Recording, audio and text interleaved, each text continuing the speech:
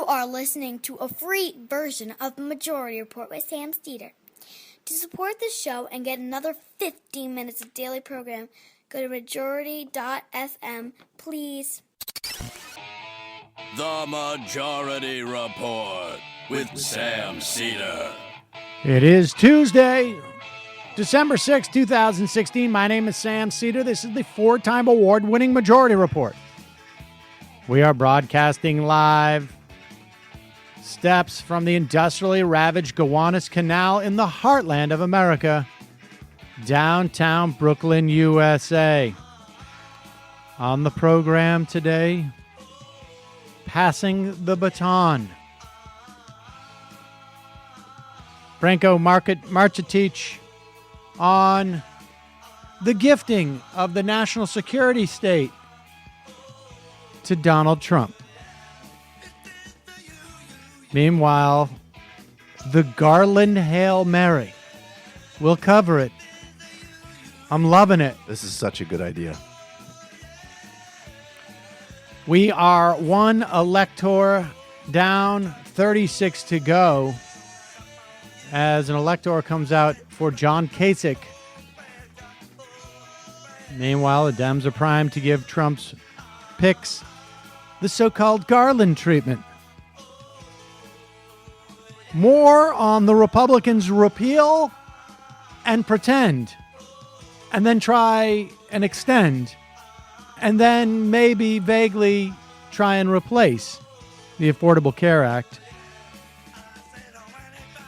And Pizzagate, or how our nation came to love the top national security advisor being insane. In wake of the Dakota pipeline victory, Trump's advisors want to privatize all Indian land and make it available for drilling. And while the Pentagon hides a report of $125 billion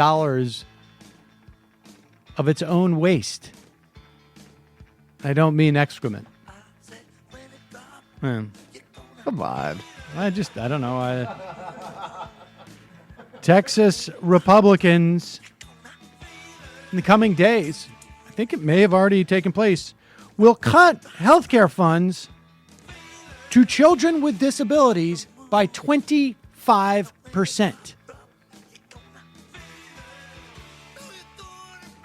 And how the right will come to love stimulus all over again. All this and more on today's program. One of my favorite show listener / tweeters, and there's many of you, so I don't want people to get jealous. Just sent me a piece from last night. The CEO of United Tech considered those government contracts. They were leveraged, and maybe they made a deal, which is nice, except for the fact that that's not necessarily how our government should work. But nevertheless, we will get to more of that in a bit. You'll notice I've shaven. Atypical of me to shave in the morning, but I was just getting a little scraggly, and I'm still having semi-apocalyptic dreams. They're not they're not apocalyptic. They're more like dystopian, and I'm in like a sterile room, and I feel like Ryan Grimm was in one of my dreams recently, and it was really just the most banal, like we're in just like a banal building talking about, wow, this is really bad. Why don't you do that right-wing satire show together, guys? Yeah, enjoy yourselves. Go ahead. But so I got up this morning and I said, I know what'll turn this around. I'm going to shave. Now, back in the old days, I would never do that because I hated shaving. But now, loving it is a little bit strong. But now, when I'm compelled to shave because it's the only way I can get a grip on things, I'm not reluctant to do that because I love Harry's. You guys know what I love about Harry's? It's low cost. But it's also a great shave.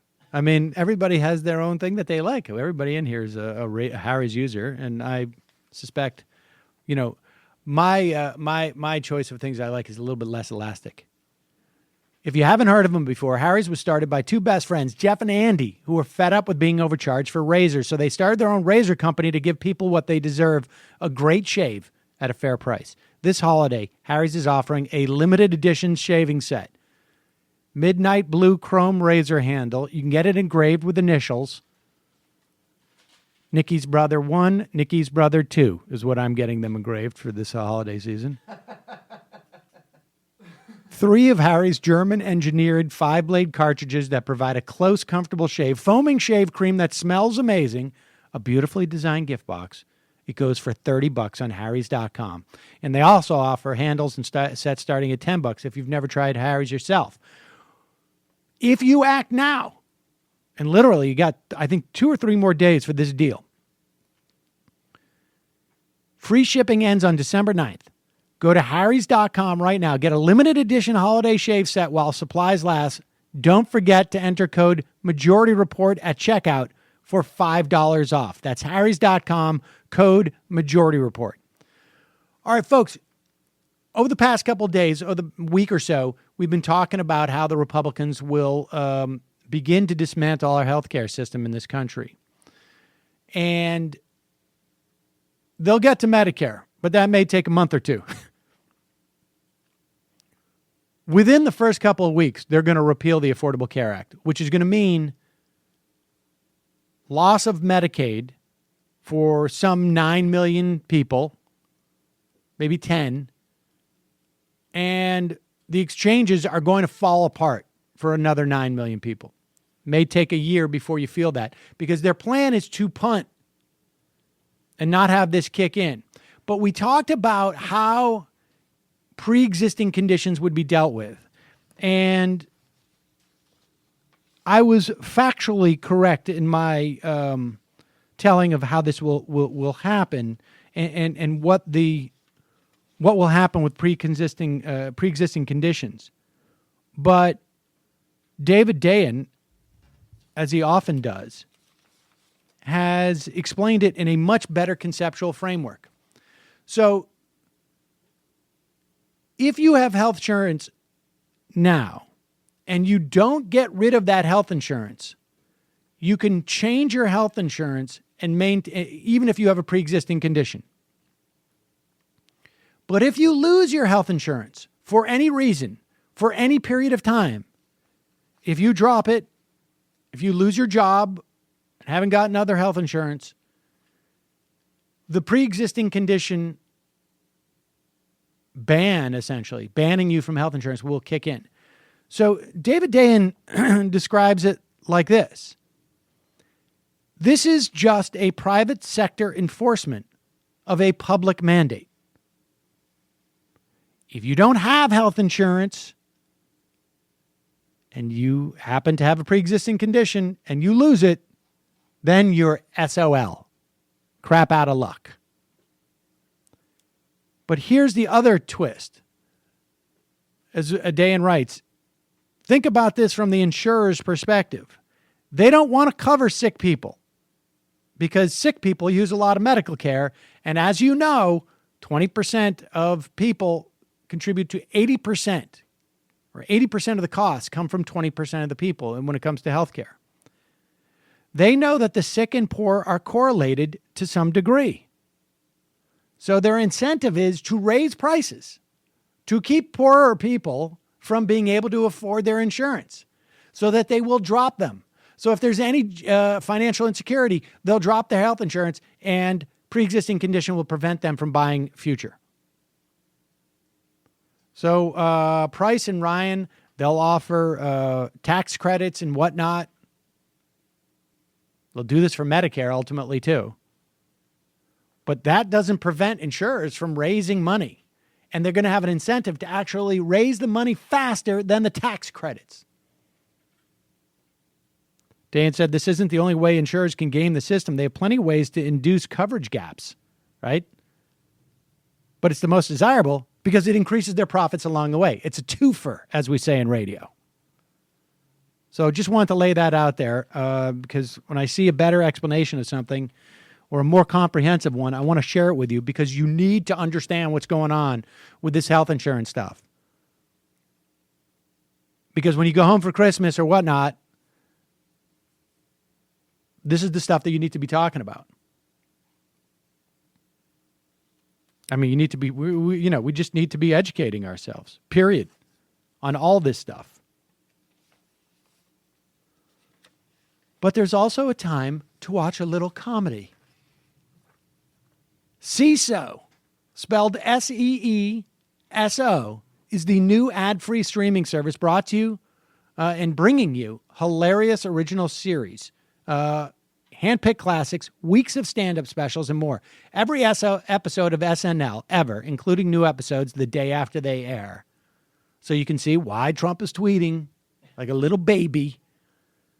The Tonight Show starring Fallon, Late Night with Seth Meyers the day after they air. They even have classics like 30 Rock, Parks and Rec, and Saved by the Bell.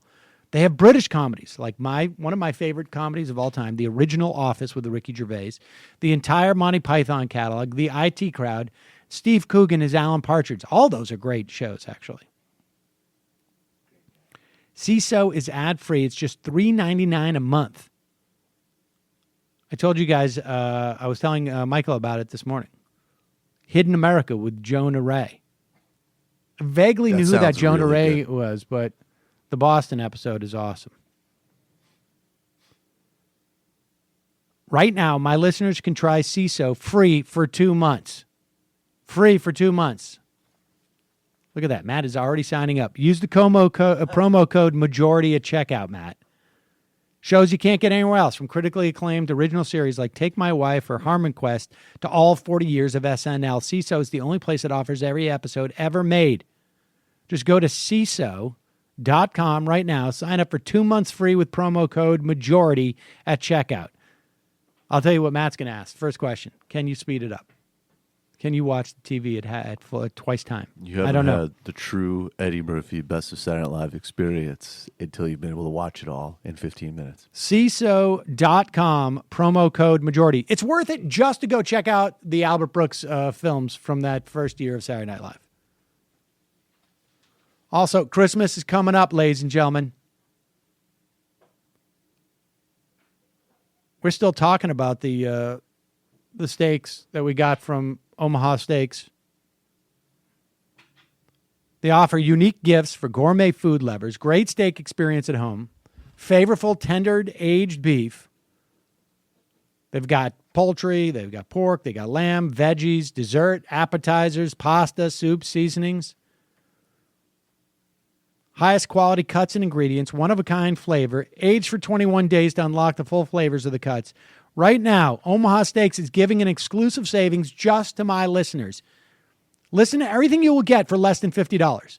2 filet mignons, 2 top sirloins, 2 boneless pork chops, 4 boneless chicken breasts, 4 kielbasa sausages, 4 burgers, 12 ounces package of all beef meatballs, 4 potatoes au gratin, 4 caramel apple tartlets, 1 Omaha Steaks seasoning packet, not to be used on the apple tartlets.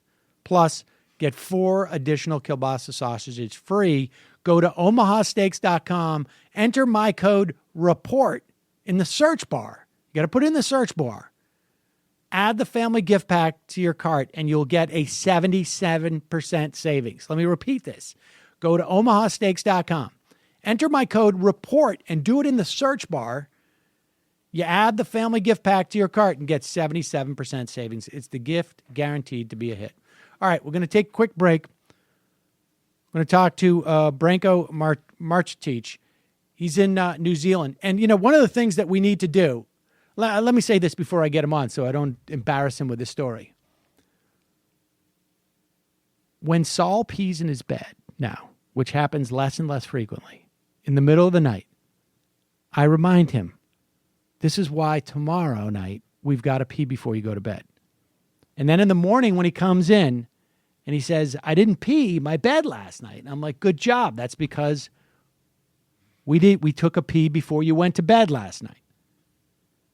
The point being is that at the moment of realization that you've either peed your bed or you haven't peed your bed is a good time to remind you, or one, of what has to happen next time you're faced with the dilemma. For far too long, and I don't know if many people in this audience are really of that ilk, because we certainly talked about it quite a bit. But when you look at the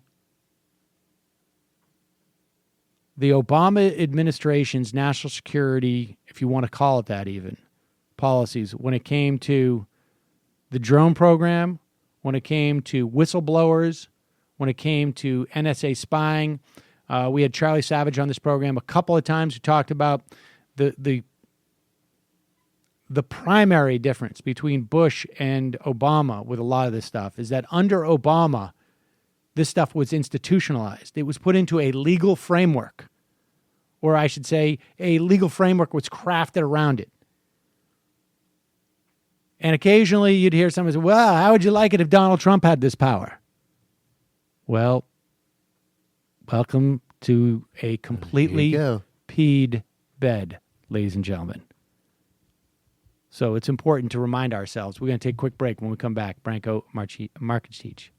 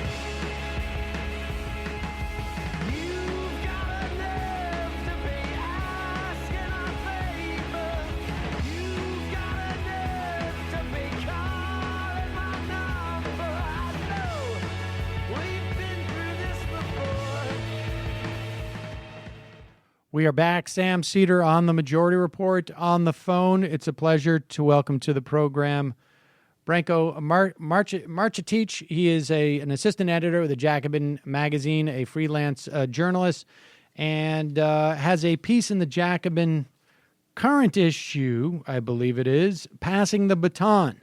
Barack Obama has spent 8 years expanding the national security state.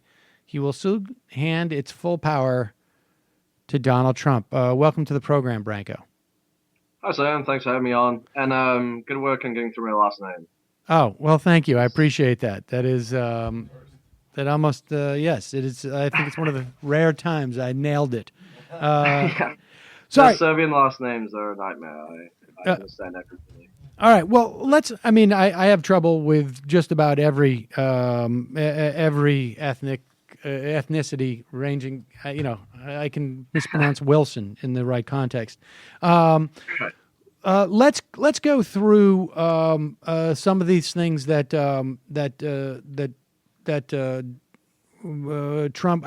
Obama will be handing over to Trump. I mean, passing the baton. There is literally a passing the baton ceremony. I know that has taken place in the past. Sometime the day or two after the inauguration, it's usually with national security advisors. In this instance, Michael Flynn will be taking over.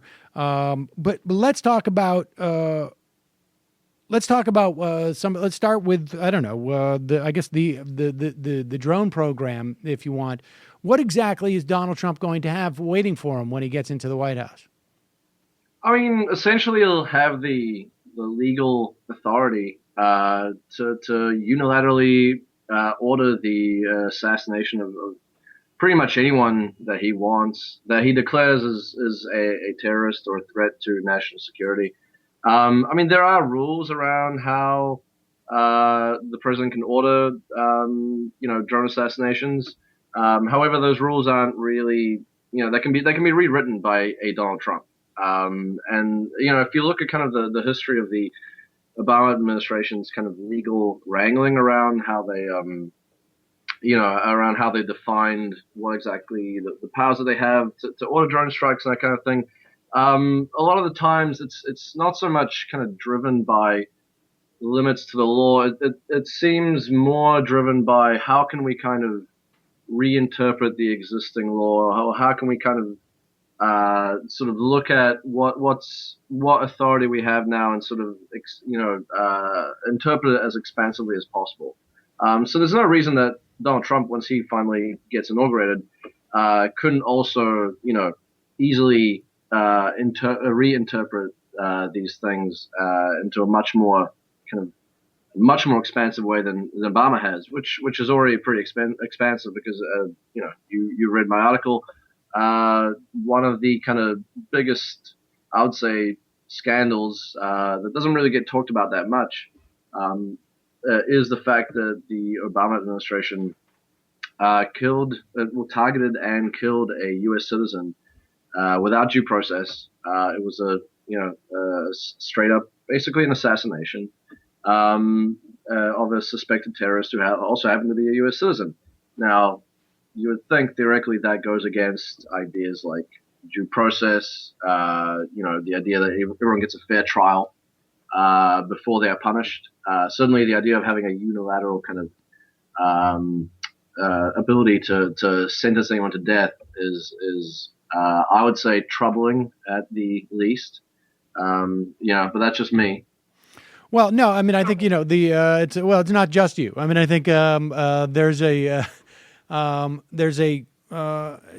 we've talked about this program about the assassination of Anwar al-Awlaki and his son. And there were two other American citizens, my understanding, too, that we assassinated. But what really, I think, in terms of the expansive nature, and we should make it clear here that what was released in 2014 officially and what had been reported on sometime earlier was the processes in which the target list was drawn up on, I think it was Terror Tuesdays. I'm not exactly sure what they call, whose nickname that was. But the days when the president was basically handed the list, there was I don't know if I would call it a rigorous process of determining. I bet, but let's stipulate that it was a rigorous process. But there was no new law that was passed, right? It was just the OLC, basically the Office of Legal Counsel, writing briefs as to why it's legal. And with very limiting factors, it seems to me, they created a process, but it was not necessarily, it's not clear to me that it's contingent upon that process. And tell people what Eric Holder had said in 2013. I don't know if it was in the context of a press conference or a specific question that was asked him, but I think this is pretty serious because, obviously it's serious, but it's actually a letter he wrote to Rand Paul, who was asking about this. Just remind us of where Holder was on this. And, I don't know where Jeff Sessions is on something like this. But tell us what Holder had to say back in 2013. Right. Well, Rand Paul wrote a letter to Eric Holder basically wanting to clarify what exactly the limits of this power of drone strike was. If the president can order the unilateral killing of a U.S. citizen overseas, can he also do it on U.S. soil? So he asked him a question. Holder basically said, this would never happen, hypothetically. However, he can certainly foresee a situation where the president, in some extreme circumstance, might have to order the drone strike, the drone killing of a U.S. citizen on U.S. soil, which means, that means you're basically bringing the war home. And even while made sure to say that this would be a rare thing or a nearly unheard of thing. This would not be something that happens all the time. Just the fact that, according to him, there was a legal justification for this should be concerning for anyone who thinks that Trump is a fascist dictator in waiting, or is ready to abuse his power at a moment's notice. I mean, let me read some of the language of it, because he said, while it's entirely hypothetical and unlikely to occur, it is possible, I suppose, to imagine an extraordinary circumstance in which it would be necessary and appropriate for the president to authorize, I should say there's an ellipse there, authorize the military to use lethal force within the territory of the United States. Now, in the event that something like that, if there was a decision that the government took to do something like that or wanted to, it is beyond a shadow of a doubt, right, that this is going to be cited. Like, here is one of those citations is going to be Eric Holder, Attorney General, to, that's just, it goes without saying. And this is, again, some of this, I guess, is just sort of a warning, but it's also sort of just saying, like, next time we're in the situation, folks, you may want to make a little bit more of an issue of it at the time, because you never know where this is going to end up. I mean, let's move forward to the use of the AUMF. This is the authorization for use of military force. It has been used in ways that, well, I don't know if wasn't necessarily projected by the Bush administration. Maybe it's been used in those ways exactly as they wanted. But it's certainly,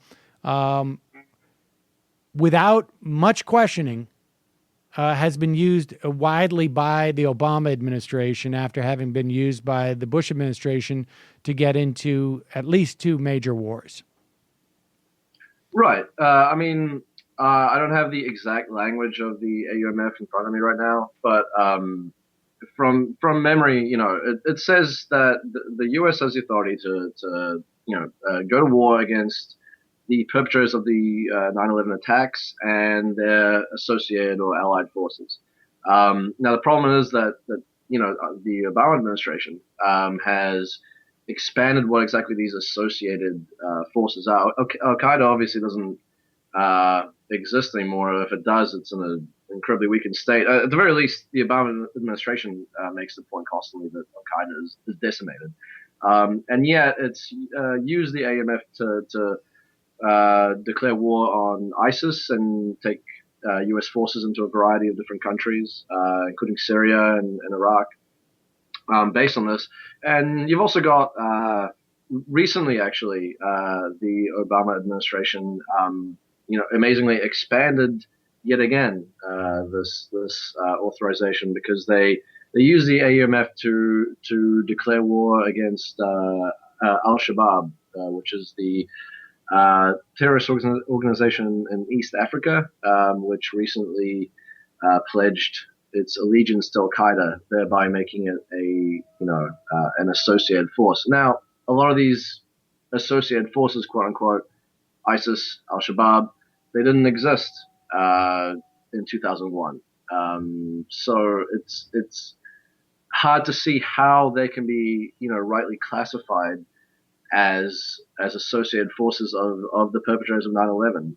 And yet, now Donald Trump is going to be, when he becomes president, is going to be in charge of numerous wars, I suppose, including one in Africa. Obama, at the same time that he was telling people that Donald Trump was a unique threat, has given him an expanded license to go overseas and bomb and kill.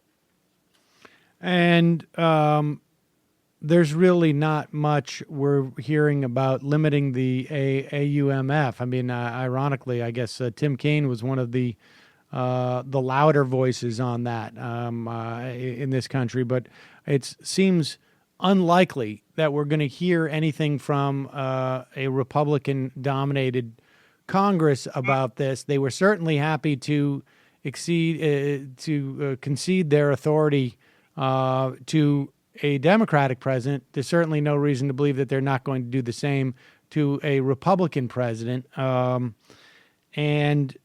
I don't know.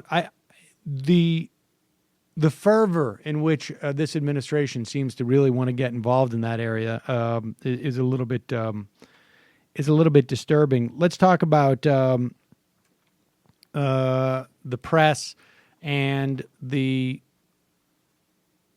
secrecy and just the level of classification that has grown. I mean, much of this, it seems to me, is part of a sort of a deep state apparatus, but it doesn't, I am not aware of anything that Obama did in any way to slow the roll of this stuff. And that's, I think, probably, underestimate, that's an under-exaggeration. No, I mean, he did the exact opposite.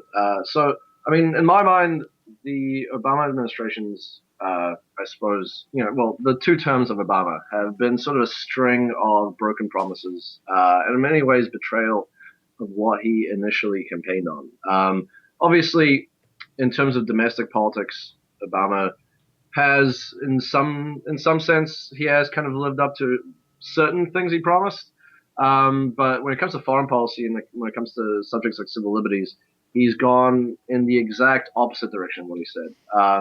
And so with things like secrecy, Obama campaigned on having the most transparent administration in history of all time, he said, because that was a reaction against the Bush administration, which was viewed as incredibly secretive and incredibly non-transparent. And then Obama came in and he's put forward one of the most secretive administrations in history. And Obama also campaigned on protecting whistleblowers. He said that whistleblowers were heroes, that they had to be protected, that one shouldn't take punitive action against them. And once in office, Obama has become the most extreme anti-whistleblower president in history. Literally in history, he's worse than Nixon, which is incredible to think. We're talking about a Democratic president, and he's worse than Nixon. The Espionage Act, which is the World War I era law that was passed to basically prosecute German spies during the war, has now been used by Obama more times than every other administration before him put together.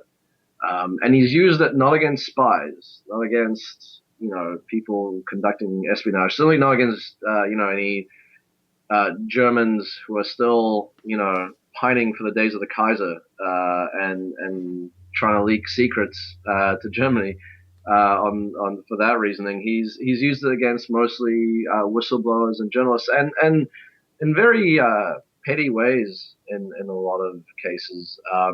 And I think the reason for that is not because he's necessarily, a mustache-twirling evil man, but more because and his whole administration is so focused on keeping a tight lid on leaks and is so secretive that they figured their best bet was to just absolutely steamroll anyone who made any leak that was disfavorable to them whatsoever. And so you have guys like Stephen Kim, who leaked a report to a Fox News reporter, which people inside the administration referred to as a quote nothing burger.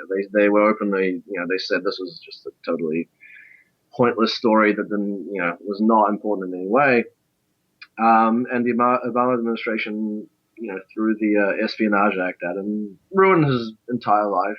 I think he lost all his savings. He had a breakdown. His wife left him, because he was going to potentially go to jail for a very long time. And that's just one case. There's a variety of other cases. Obviously, Chelsea Manning, who Obama could, by the way, pardon before he leaves office. If Obama truly believes, as he said when he campaigned, that whistleblowers are heroes, he could easily pardon both Chelsea Manning, who is going to be in jail until she's, I think, 60 or so, and he could pardon Edward Snowden, Yep. who Holder has said committed a public service by leaking to the public what the NSA was doing. Whether that happens, we'll see. Yeah, I mean that's one of the few things that it seems to me that Obama could do at this point. I want to talk just before we get to the few things that Obama could do in any way. I mean, I wonder if he wakes up in the morning and calls John Brennan and go like, man, did we how do we? Before we get to that conversation that he has with Brennan, let's talk a little bit more about the surveillance state. I mean, just within the past week, there was an update to Rule 41 of the Federal Rules of Criminal Procedure, which allows federal authorities in this country to basically expand their authority to engage in hacking and surveillance. The proposal, I think, was passed to Congress, and Congress decided to just let it go. So we've got expanded powers for the FBI to hack and surveil. I mean, has there been any really sort of, I guess, consistent or any attempt to sort of roll back anything since the Snowden leaks? I can't think of anything terribly significant that has really fundamentally changed. There was a law that was passed that prevented the warrantless collection of phone records. But when it comes to, when you think about, things like emails, internet traffic, webcam data, or pretty much any, internet electronic data that we produce on a daily basis, that stuff is still being vacuumed up wholesale. Our conversation right now is probably stored somewhere. It's being recorded and stored somewhere by the NSA. The websites that we went on this morning, they're probably stored somewhere. So there hasn't been a lot of movement, even though there was a lot of public outrage. There hasn't been a ton of movement. There have been some changes, but the worst stuff is still there. And one of the points I made in the article is that when a lot of people talked about how Trump is a thin-skinned, paranoid narcissist, which I don't disagree with, obviously. But if we want to have a look at what an administration with such a person in charge of it looks like, we can go back and look at the Nixon administration, which Nixon was known for being incredibly paranoid, incredibly thin-skinned, who saw many people as his enemies and that he wanted to destroy.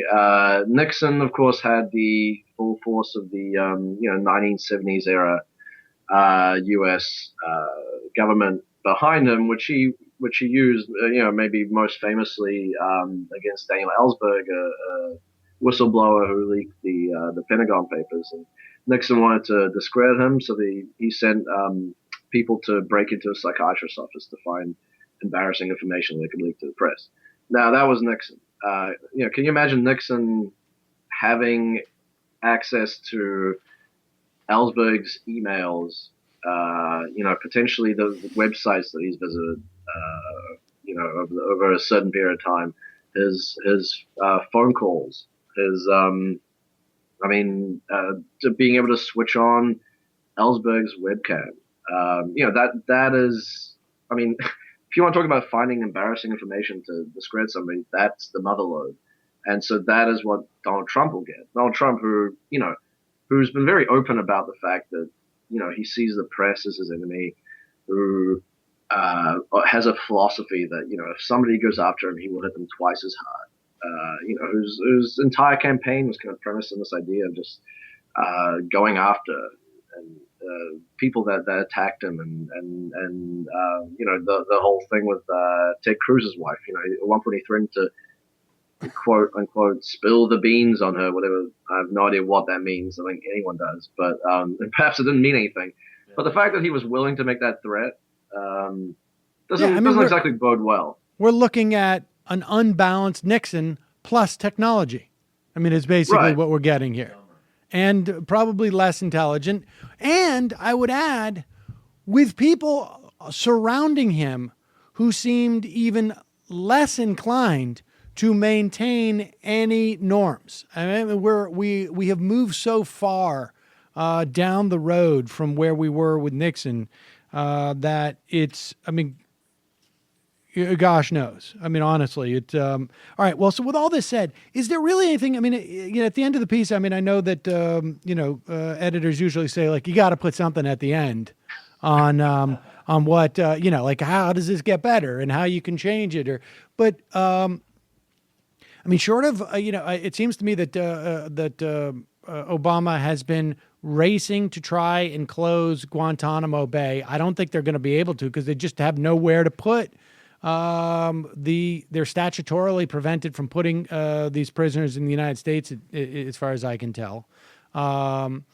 There may have been some other sort of more executive action moves that they could have taken. It seems to me to cut the funding, perhaps for Guantanamo, but there's still, at least as far as last count that I was aware of, 60 prisoners in Guantanamo Bay.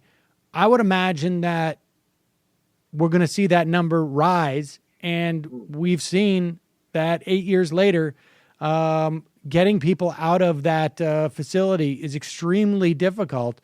So anybody that Trump puts in there is going to make it that much harder to close this thing. We have like basically a permanent gulag down there now.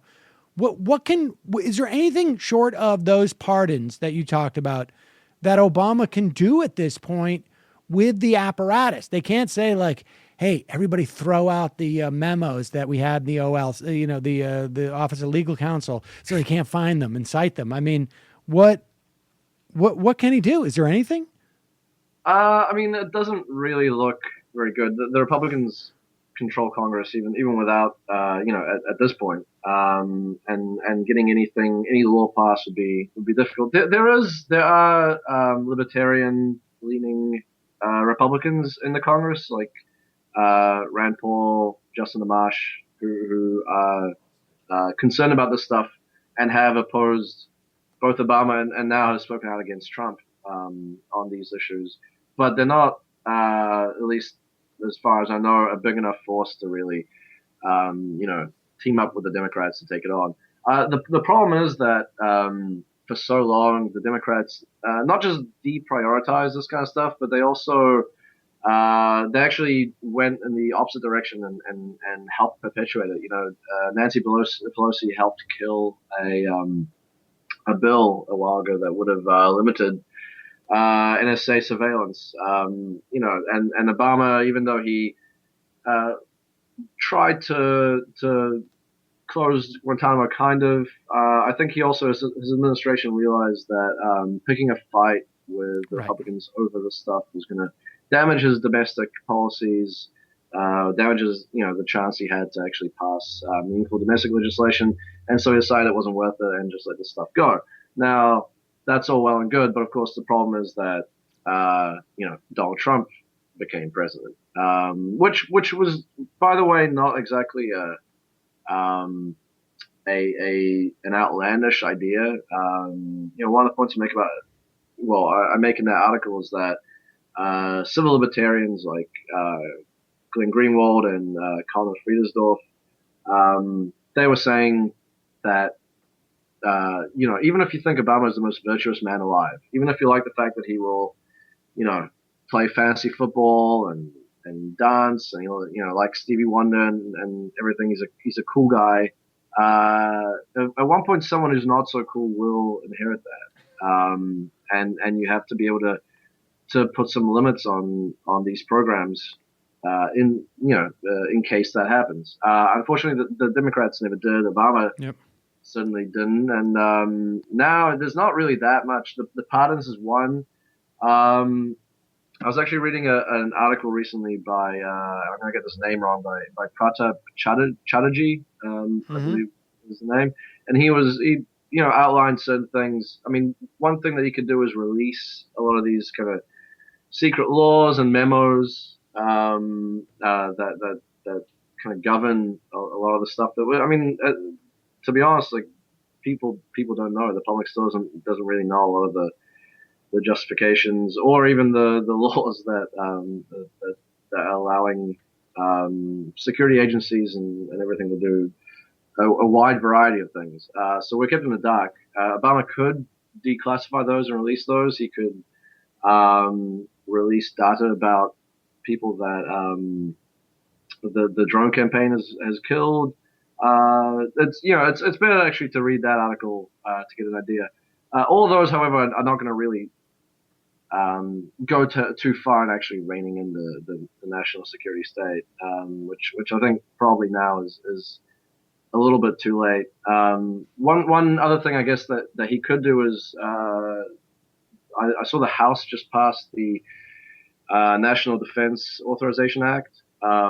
Now, for years, the National Defense Authorization Act has had a provision in there that allows the president to indefinitely detain people. He could insist on an amendment to take that out. He hasn't. So I presume that either Obama just wants to keep that provision for Trump to use because he thinks it's incredibly valuable, or perhaps, the rhetoric around Trump being, an unprecedented threat to national security that the Democrats and Obama and Clinton were putting forward during the campaign was sort of just disingenuous rhetoric. I mean, those are the only two. How could Obama get that amendment up? By just threatening not to sign it unless it is. Yeah, because he did that earlier, a few months back. He refused to sign. It went to him. And he said, "I'm not going to sign it because of this and this and this." And then they went back and they've amended it again. So he could do it. I imagine it would probably create some kind of fight. But surely if Trump is as bad as we all assume he is, it's worth a fight. I mean, at the end of the day, what is Obama doing right now anyway? I mean, he's got a couple months left. I mean, I know what the last couple of months of the job that you're about to leave are like. It's mostly just spending time on the internet, packing up your box, packing up your office, that type of thing. Well, I mean, I guess there's something to keep an eye out on. Branko, thank you for joining us, Marcetic. Folks should just read this and actually, frankly, print it out, put it on your refrigerator. Assuming that you're allowed to read things after the next 4 years, and there's an opportunity for a Democratic administration or a non-Republican one, keep this in mind, folks. I mean, this is a piece that was important to write, Branko, because we did get warnings like this, and I don't know. I keep hoping that maybe this is just sort of a 2 or 3 week just trial run. Like this is just we're just kidding you, and we wanted you to this is like some hoax that people are playing on us, but it doesn't feel like it. It's not going to work out. Like, there's long-term implications from these policies, and they'd be like, "Did you see Obama with those science fair kids in the White House? That's right. Are you kidding me? Well, of course he's going to be great." Branko, thank you so much. I really appreciate it. Thanks, guys. Right. Yeah, whatever he did in Yemen was fine. Did you see him lip syncing the Bee Gees? I don't know. Maybe you missed that. I know that we had people who say, you just got to trust him. Literally. And, well, okay. But, what if Donald Trump becomes president? Shut up. Stop it. Stop being ridiculous. I needed to coordinate it with Trump gets elected, Comrade Fidel dies, and y'all are screwed. Peace. That's the real deep plan. All right. Well, we're going to take a quick break, head into the fun half of the program with a reminder, ladies and gentlemen, it is you who makes this program possible by becoming a member to the Majority Report. Oh, and also, I should tell you now, we can actually say this. I mean, yes, become a member, of course. But many of you have been asking for years how, during the course of the year, but particularly in the holiday season, how can I give a gift of the Majority Report? Ladies and gentlemen, it has happened. The genius that is Kyle Shank, who has created our membership service and now we're on the second iteration at fans.fm. You can now gift and we got to put this in the we'll put this in the show today, and we'll put it up on the site. I of course have not put it on the site yet. I'm not. Yes. You can now go and give a gift of the Majority Report. And you can gift it to someone for a month, 2 months, 3 months, 3 years. I think it's great. I mean, it's just textbook. And it will be sent to them. There's a little gift note. And so you can now gift people to the Majority Report. Now, the beauty of this is it's not just like, oh, what a great gift. It also, it's sort of like a weapon. If there's someone who's really annoying you, you can give them a month of the Majority Report. Don't tell them what it is.